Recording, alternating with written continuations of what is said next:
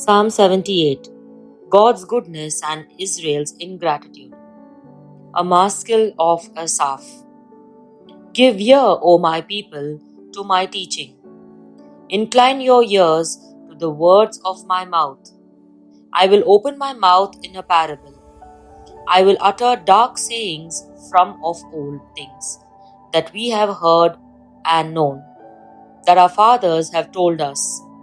We will not hide them from their children, but tell to the coming generation the glorious deeds of the Lord, and his might, and the wonders which he has wrought. He established a testimony in Jacob, and appointed a law in Israel, which he commanded our fathers to teach to their children, that the next generation might know them, the children yet unborn, and arise and tell to their children, so that they should set their hope in God, and not forget the works of God, but keep his commandments, and that they should not be like their fathers, a stubborn and rebellious generation, a generation whose heart was not steadfast, whose spirit was not faithful to God. The Ephraimites, armed with the bow, turned back on the day of battle. They did not keep God's covenant, but refused to walk according to his law. They forgot what he had done and the miracles that he had shown them. In the sight of their fathers, he wrought marvels. In the land of Egypt, in the fields of Zoan. He divided the sea and let them pass through it, and made the waters stand like a heap. In the daytime he led them with a cloud, and all the night with a fiery light. He cleft rocks in the wilderness, and gave them drink abundantly as from the deep. He made streams come out of the rock, and caused waters to flow down like rivers. Yet they sinned still more against him, rebelling against the Most High in the desert. They tested God in their heart by demanding the food they craved. They spoke against God, saying, "Can God spread a table in the wilderness?" He smote the rock so that water gushed out and streams overflowed. Can he also give bread or provide meat for his people? Therefore, when the Lord heard, he was full of wrath. A fire was kindled against Jacob. His anger mounted against Israel, because they had no faith in God, and they did not trust his saving power. Yet he commanded the skies above, and opened the doors of heaven, and he rained down upon them manna to eat, and gave them the grain of heaven. Man ate of the bread of the angels. He sent them food in abundance. He caused the east wind to blow in the heavens, and by his power he led out the south wind. He rained flesh upon them like dust, winged birds like the sands of the seas. He let them fall in the midst of their camp, all around their habitations. And they ate and were all filled, for he gave them what they craved. But before they had sated their cravings, while the food was still in their mouths, the anger of God rose against them, and he slew the strongest to them, and laid low the picked men of Israel. In spite of all this, they still sinned. Despite his wonders, they did not believe. So he made their days vanish like a breath, and in their years in terror. When he slew them, they sought for him. They repented and sought God earnestly. They remembered that God was their rock, the Most High God, their Redeemer. But they flattered him with their mouths. They lied to him with their tongues. Their heart was not steadfast towards him. They were not true to his covenant. Yet he, being compassionate, forgave their iniquity and did not destroy them. He restrained his anger often and did not stir up all his wrath. He remembered that they were but flesh, a wind that passes and comes not again. How often they rebelled against him in the wilderness, and grieved him in the desert. They tested him again and again, and provoked the Holy One of Israel.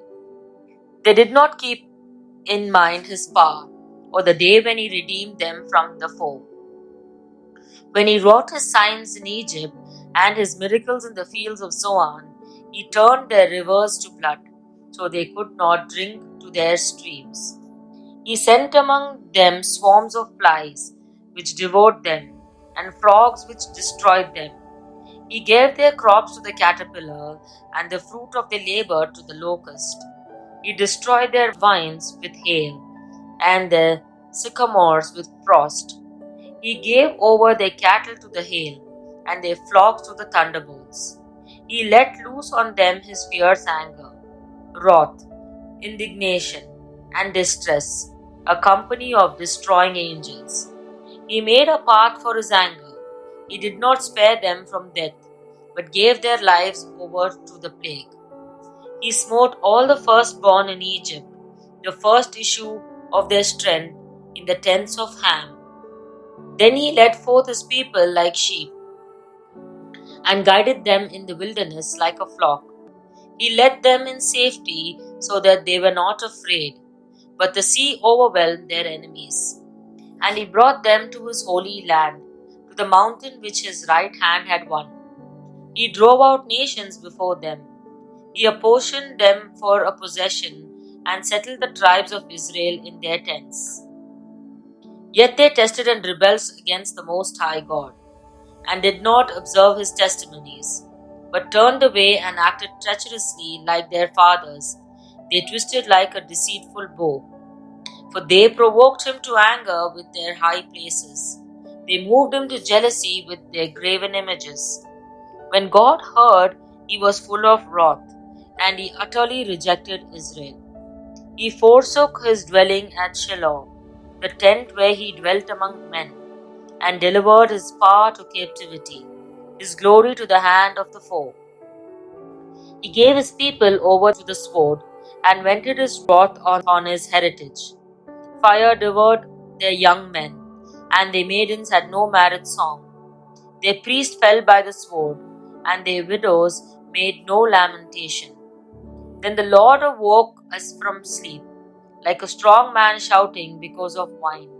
And he had put his adversaries to wrath. He put them to everlasting shame.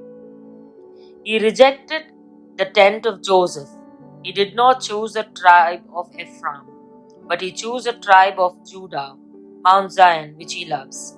He built a sanctuary like the high heavens, like the earth, which he has founded forever. He chose David his servant, and took him from the sheepfolds. From tending the ewes that had young, he brought him to be the shepherd of Jacob his people, of Israel in his inheritance. With upright heart he tended them, and guided them with skillful hand. Psalm 79. Plea for mercy for Jerusalem. A psalm of Asaph. O God, the heathen have come into thy inheritance. They have defiled thy holy temple. They have laid Jerusalem in ruins. They have given the bodies of thy servants to the birds of the air for food, the flesh of their saints to the beasts of the earth. They have poured out their blood like water round about Jerusalem, and there was none to bury them. We have become a taunt for our neighbors, mocked and derided by those around us. How long, O Lord, would thou be angry forever? Will thy jealous wrath burn like fire? Pour out thy anger on the nations that do not know thee, and on the kingdoms that do not call on thy name. For they have devoured Jacob and laid waste his inhabitation. Do not remember against us the iniquities of our forefathers. Let thy compassion come speedily to meet us, for we are brought very low. Help us, O God of our salvation, for the glory of thy name. Deliver us and forgive our sins for thy name's sake. Why should the nations say, where is their God? Let the avenging of the outpoured blood of thy servants be known among the nations before our eyes. Let the groans of the prisoners come before thee. According to thy great power, preserve those doomed to die. Return sevenfold into the bosom of our neighbors, the taunts which they have taunted thee, O Lord. Then thy people, the flock of thy pasture, will give thanks to thee forever. From generation to generation, we will recount thy praise. Psalm 80. Prayer for Israel's restoration. To the choir master, according to Lilies, a testimony of Asaph, a psalm. Give ear, O shepherd of Israel, thou who leadest Joseph like a flock, thou who art enthroned upon the cherubim, shine forth before Ephraim and Benjamin and Manasseh. Stir up thy might and come to save us. Restore us, O God, let thy face shine, that we may be saved, O God of hosts. How long wilt thou be angry with thy people's prayers? Thou hast fed them with the bread of tears, and given them tears to drink in full measure. Thou dost make us the scorn of our neighbors, and our enemies laugh among them. Restore us, O God of hosts, let thy face shine, that we may be saved. Thou didst bring a vine out of Egypt, thou didst drive out the nations and plant it. Thou didst clear the ground for it. It took deep root and filled land. The mountains were covered with its shade, the mighty cedars with its branches. It sent out its branches to the sea, and its shoots to the river. Why then hast thou broken down its walls, so that all who pass along the way pluck its fruit? The boar from the forest ravages it, and all that move in the field feed on it. Turn again, O God of hosts. Look down from heaven and see. Have regard for this vine, the stalk which thy hand planted. They have burned it with fire, they have cut it down. May they perish at the rebuke of their countenance. But let thy hand be upon the man of their right hand, the Son of Man, whom thou hast made strong for thyself. Then we will never turn back from thee. Give us life, and we will call on thy name. Restore us, O God of hosts. Let thy face shine, that we may be saved. Psalm 81.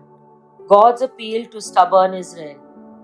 To the choir master, according to the Gittith, a psalm of Asaph. Sing aloud to God our strength. Shout for joy to the God of Jacob. Raise a song, sound the timbrel, the sweet lyre with the harp. Blow the trumpet at the new moon, at the full moon on our feast day. For it is a statute of Israel, an ordinance of the God of Jacob. He made it a decree in Joseph when he went out over the land of Egypt. I hear a voice I had not known. I relieved your shoulder of the burden. Your hands were freed from the basket. In distress you called, and I delivered you. I answered you in the secret place of thunder. I tested you at the waters of Meribah, Selah. Hear, O my people, while I admonish you. O Israel, if you would not listen to me, there shall be no strange God among you, who shall not bow down to a foreign God. I am the Lord your God, who brought you up out of the land of Egypt.